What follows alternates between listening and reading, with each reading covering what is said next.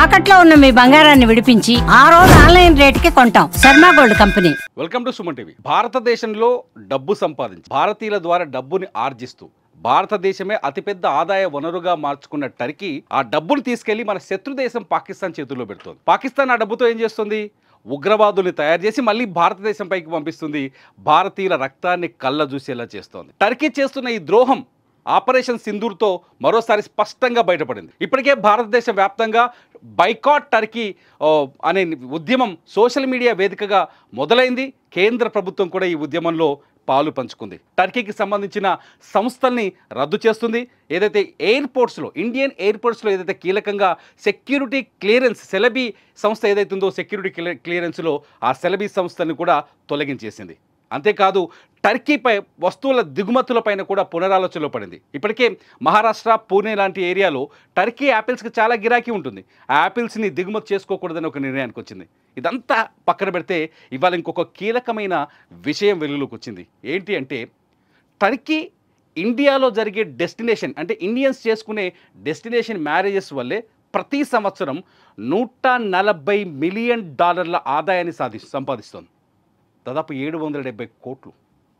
$140 million ఆదాయం అంటే Istanbul కావచ్చు, టర్కీలోని కొన్ని పర్యాటక ప్రాంతాల్లో మన వాళ్ళకి సోకులు ఎక్కువ కదా ఇండియన్స్కి. ఇక్కడ పెళ్లి చేసుకోరు. వేరే దేశాల్లోకి వెళ్ళి పెళ్లి చేసుకుంటే ఆ పెళ్లి ద్వారా కేవలం పెళ్ళిళ్ళు ఫంక్షన్ హాల్ల ద్వారా వచ్చే ఆదాయమే $140 మిలియన్. టర్కీ మన డబ్బుల్ని అప్పనంగా తినేస్తుంది. అట్ ది సేమ్ టైం ఇవాళ ఒక డేటాను పరిశీలిస్తే 2013లో ఇది 2018లో 2018లో కేవలం 13 మ్యారేజ్లు జరిగాయట. డెస్టినేషన్ ఇండియన్ సోక్ చాలా ఎక్కువ. ఎంత ఈ భారతీయుల సోక్ ఎంత ఎక్కువ చెప్పొచ్చు. 13 పెళ్ళిళ్ళు జరిగేదట ఏది టర్కీలో డెస్టినేషన్ మ్యారేజ్లు. అట్లా ఈ సంవత్సరం 2024-25 50 పెళ్ళిళ్ళు. ఏది 50 పెళ్ళిళ్ళే కదని చిన్నగా అనుకోద్దు. ఒక్కొక్క పెళ్ళికి 25 కోట్ల నుంచి 68 కోట్లు ఖర్చు చేస్తారు టర్కీలో. ఎంత ఇన్కమ్ ఒకసారి ఆలోచించండి. ఒక్కొక్క పెళ్ళికి 25 కోట్ల నుంచి 68 కోట్లు సగటున నేను చెప్తున్నాను రేషియో.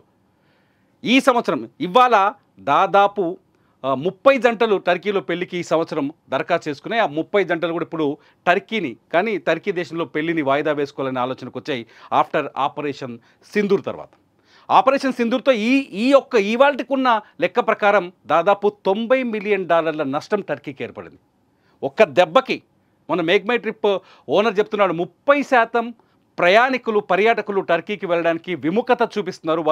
వాళ్ళ ప్రయాణాన్ని రద్దు చేసుకుంటున్నారని చెప్పారు.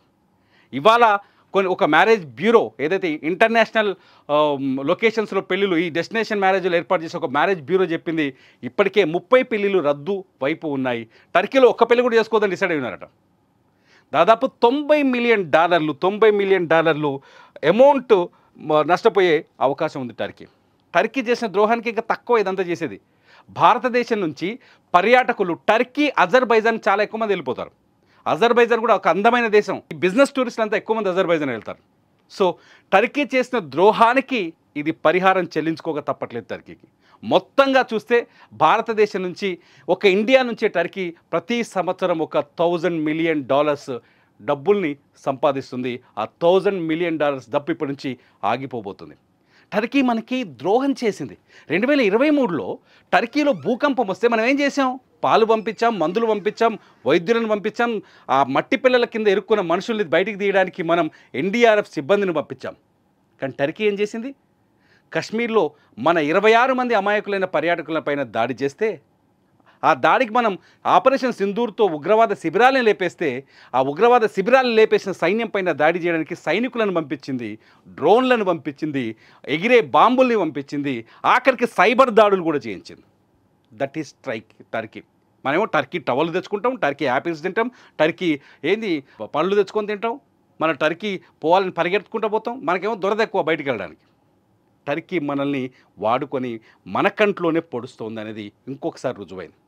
సో టర్కీ పైన మీ అభిప్రాయం ఏంటి? ఇంకా మీకు టర్కీ పైన కోపం వస్తలేదా? చైనా కంటే ప్రమాదకరమైన దేశం టర్కీ. ఎందుకంటే ఆర్టికల్ 370ని రద్దు చేసిన తర్వాత కశ్మీర్లో టర్కీ ప్రపంచ వేదికలపైన భారతదేశం పాకిస్తాన్కి ద్రోహం చేస్తుంది, కశ్మీర్కు ద్రోహం చేస్తున్నట్టు మనపైన తప్పుడు ప్రచారాలు చేసింది, మనపైన తప్పుడు ఉపన్యాసాలు ఇచ్చాడు టర్కీ ప్రెసిడెంట్ ఎర్డోగాన్. కాబట్టి ఇప్పటికైనా ఆలోచించండి.